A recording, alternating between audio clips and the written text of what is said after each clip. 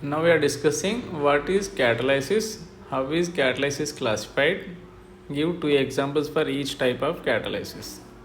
Basically, you know that one catalyst meaning, which increase the rate of reaction. Rate of reaction increases.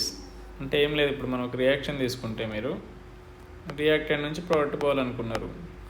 అయితే ఇది మీకు ఒక 1 hour పడుతుంది అనుకోండి, మీరు దీన్ని ఒక 2 మినిట్స్లోనే పంపించడానికి ఒక రియేజెంట్ వాడతాం. దాన్నే మనం క్యాటలిస్ట్ అంటాం.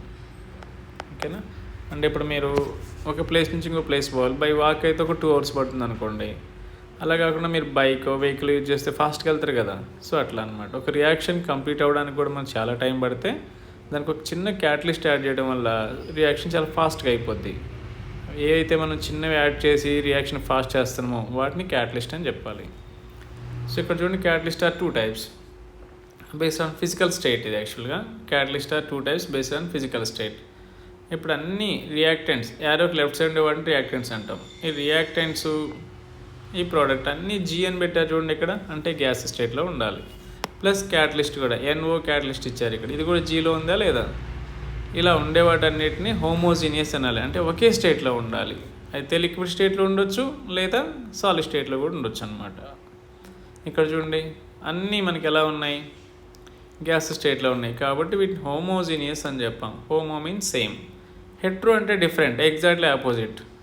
ఈ క్యాటలిస్టు రియాక్టెంట్స్ డిఫరెంట్ స్టేట్లో ఉన్నాయి అనుకోండి, చూడండి ఇక్కడ గ్యాస్ స్టేట్ ఉన్నాయి, ఇదేమో సాలిడ్ స్టేట్, ఇదేమో గ్యాస్ స్టేట్. డిఫరెంట్ ఉన్నాయా లేవా, వీటిని మీరు హెట్రోజీనియస్ అని చెప్పాలి.